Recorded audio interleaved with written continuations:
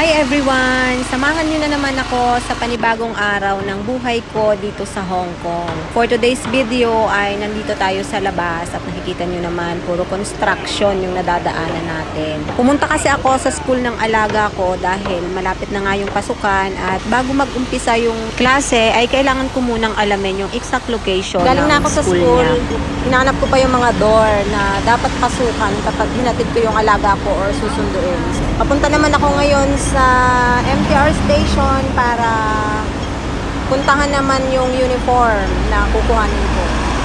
Hindi ko alam kung nasaan dito yung MTR, so hahanapin ko pa din. Ang init-init dito sa labas, nakakaloka lang. Tatawid pa ako dyan. Lakad na uli. Medyo hindi ko na alam kung tama itong dinadaanan ko pabalik. Para akong namamali ng daan. Parang mali itong nilusutan ko. Hindi talaga ako sigurado. Parang mali. So mali nga yung rota na dinaanan ko kanina. Kaya bumalik na naman ako. Kasi nandito pala sa malapit sa school yung MTR. So nandito ulit ako sa school. Bumalik ako ulit sa school. Ano naman this time, matuntun ko na. Medyo tama na itong aking dinadaanan. Buti na nga lang si Google talaga ay sumasagot kung saan ang way ko.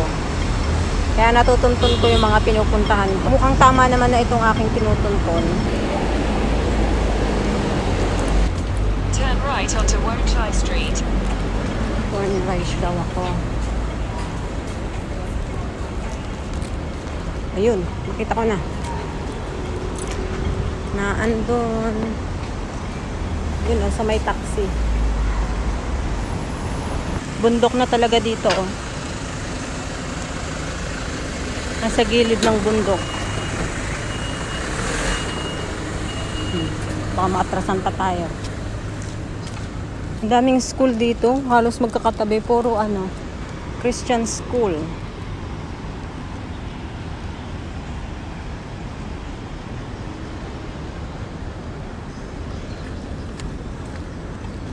Mga building dito, lumang-luma na, oh.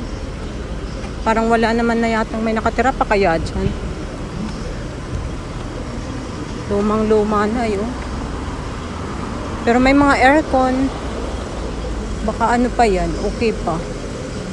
Pagkagaling ko nga sa school ay hindi na nga din ako nagpakatagal-tagal doon. Nung makita ko na yung mga pintuan, kung saan ang pick-up location at kung saan pwedeng ihatid, ay umalis na nga din ako agad para naman pumunta naman dito sa MTR station dahil meron pa akong pipick upin na uniform. Medyo nagkandaligaw-ligaw pa nga ako dahil nga hindi ko kabisado yung lugar na pinuntahan ko. At nung matuntun ko na nga yung MTR station ay nakarating na nga rin ako dito sa lugar kung saan pipick upin ko yung uniform. Akala ko, pagbaba ko ng MTR ay nandun na talaga siya. Yun pala, ay kailangan ko pa palang maglakad ng napakalayo. At sobrang init pa naman ang panahon ng mga araw na yan. Buti na nga lang talaga sa aking paglalakad ay napakagagandang mga bulaklak ang aking mga nadadaanan. Ito nga palang lugar na ito ay flower market. First time ko nga lang talaga na makapunta or makadaan dito. Kaya naman manghang-mangha talaga ako. At hindi ko din nga talaga alam na may ganito pala. Napakalawak nga ng bilihan ng mga bulaklak dito. Kahit saan ka umikot ay kikita kang mga nagtitinda at hindi lang maliliit yung tindahan nila, sobrang lalaki ng tindahan nila at ang nakakatuwa pa ay mura nga talaga ang mga bulaklak. Madami ding namimili dito nung time na dumaan ako, lalo na siguro kapag may mga okasyon, sigurado ang daming tao dito. Ang mga Chinese pa naman, mahilig pa naman yan sila sa mga bulaklak din, especially kapag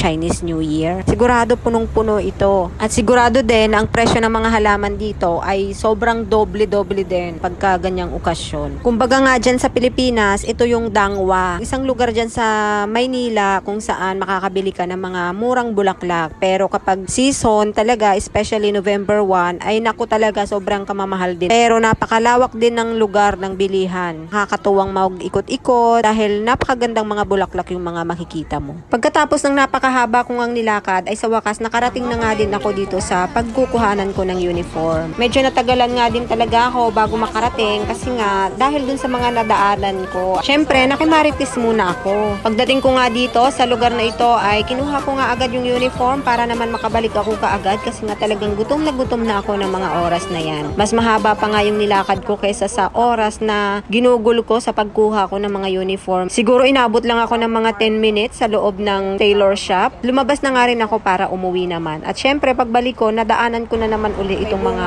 halaman na nadaanan ko kanina. Di pa nga ako nakontento sa una kong lakad, kaya naman pagbalik ko ay dumaan na naman ako. Sobrang late na nga talaga ng oras na yan, o hindi ko alintana yung gutom dahil sa napakagagandang mga orchids na aking mga nakikita. Bukod sa mga orchids ay nakakatuwa nga din itong mga maliliit na puno na kahit naman ang bababa ay sadya namang may mga bunga. At tingnan mo nga itong bayabas na ito, aba ay sa amin ay ito ay binibitinan lang namin ng mga bata pa kami. Ay tingnan mo nga dito at nasa paso at binibenta pa nga.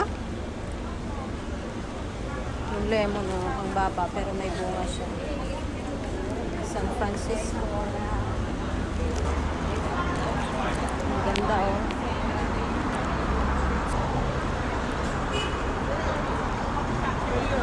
Tingnan niyo yung papaya. Ang liit. Pagkatapos mabusog ng mata ko sa mga nagagandahang bulaklak ay nagmadali na nga din akong umuwi at yung tiyan ko naman ang kailangan kong busugin at talagang sobrang gutom ko na ng mga oras na yan. At itong lugar na ito ay medyo nga may kalayuan nga din sa bahay ng amo ko kaya medyo mahaba-haba pang biyahe bago ako makarating sa bahay. After 40 minutes ay nakarating na nga din ako dito sa bahay. Hay, salamat naman at makakakain na nga din. Buti na nga lang talaga at bago ako umalis ng bahay ay na-ready ko na yung aking pagkain. Kaya naman pagdating ko ay hindi na nga muna din ako nagbihes at talagang lumamo na nga muna ako at talagang sobrang gutom ko na. Kain tayo. Siomai. Fishball. Saka pizza. Kape. Sausawan. Toyo at saka suka. Ang oras ay 4:40. Ano ko pa lang to, tanghalian, merienda, hapunan. Pinag-isa ko na para tipid. Harap.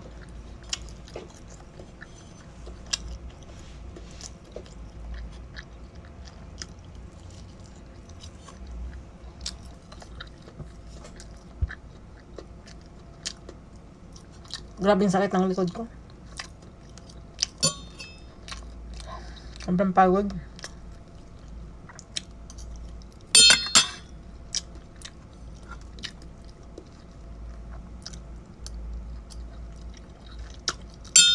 Tingnan nyo yung siomai dito. Puro harina. Pero masarap. Hindi gaya ng siomai dyan sa Pilipinas, di ba?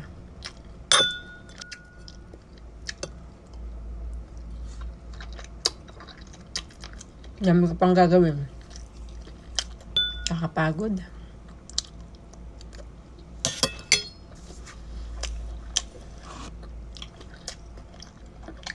Nilaban ko kaninang umaga. Ang dami. Tuyo na yun. Tapos papalatsyahin pa yun. Yung iba.